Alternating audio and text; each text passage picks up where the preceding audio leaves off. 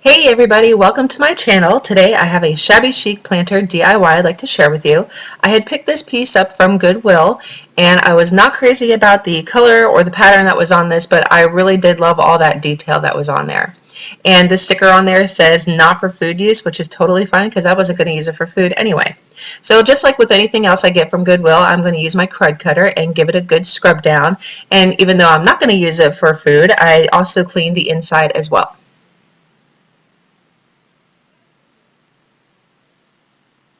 Next, I'm going in with my Waverly chalk paint and white, and I do go over this thing with 2 coats of paint because I really didn't want that pattern to pop through. And I also made sure that I painted the bottom and the feet as well. And I did not worry about painting the inside of this because you're not going to see the inside of it anyway. And I did feel that using the sponge brush was the best tool to use for this because it really helped me get into those grooves and around the detail a little easier.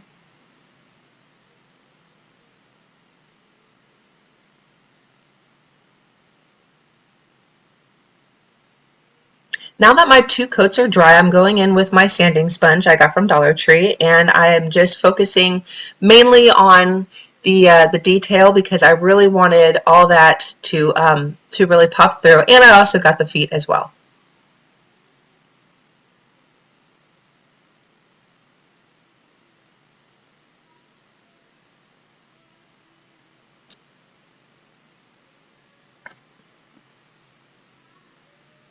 After the sanding was done, I went in with my folk art paint in Castle, and I just used a dry brush technique and just went over this entire thing, also getting the bottom and the feet.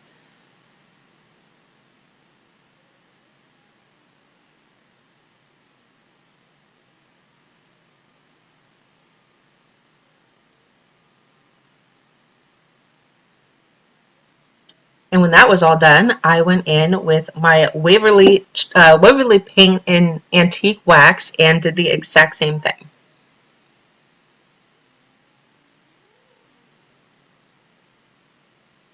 And then this turned out really cute, but I decided to take it a step further, and I wanted to use this burlap ribbon that I had left over from my daughter's birthday back in December, and I absolutely love the lace pattern that is on this, and I thought this would be perfect for this project. So the only thing I'm going to do here is just use some hot glue, and I'm just going to place this in the center of the planter. And I know right off the beginning that this ribbon is not going to lay flat on this, so I am just using the hot glue and just getting it all lined up where I need it, and then that way I can go in afterwards and just try to make it as flat as possible.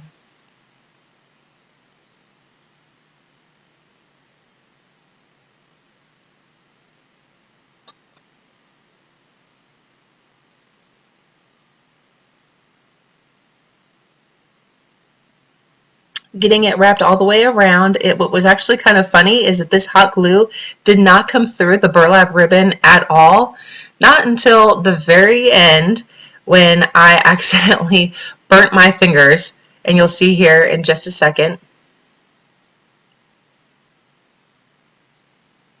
All of a sudden it burned me. So I used the back of the scissors to help hold that down because I am not doing that again.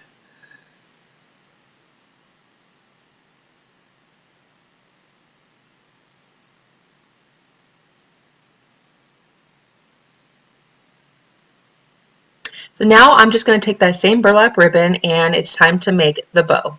So all I'm going to do is just take the one end of the ribbon, fold it, make my first loop, and then I'm going to take the other side of the ribbon and make my second loop and hold it in the middle with my fingers, and I'm just going to pinch right there in the center, folding it in and then out, and then taking my scissors and cutting that tail off. I'm so glad you can't see that.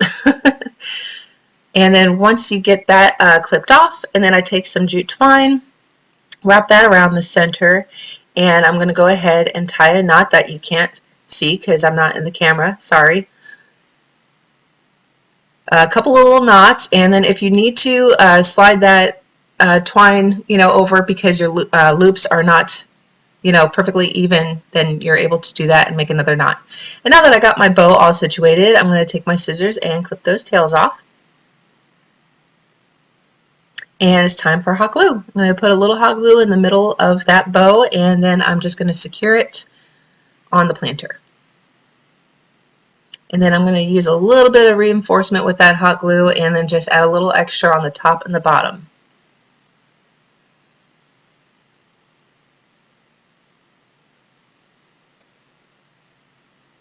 And that's how it turned out. And I think that is just super cute.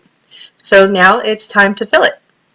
So I picked up this floral foam from Walmart. Can't remember how much I paid, but anyway, once I get the pieces in the way I wanted to, I had this other piece that wasn't fitting right, so I just cut that in half.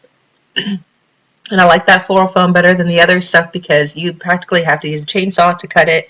I like this stuff a lot better. So I'm going in with these flowers that I also picked up from Walmart. I think they were like $1.47 a piece, and some wire cutters. Now I'm just clipping the ends off of here, and you may have to kind of wiggle that around to get that wire to cut. Measuring just how tall I want these fuzzy lavender flowers, because I knew I wanted them in the back. And to kind of save y'all from having to sit and watch this wonderful floral arrangement, we're just going to go ahead and fast forward.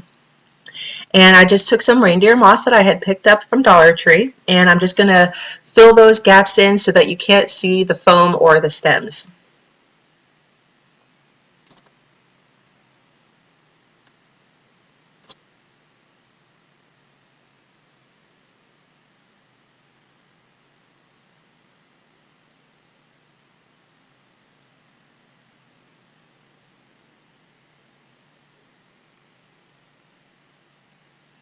And then this is how it turned out. And I absolutely love this. I know that that ribbon is not sitting out down flat, and I'm totally okay with that.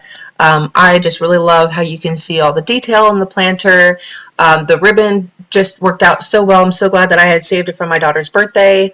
The flowers turned out perfect, very perfect for springtime.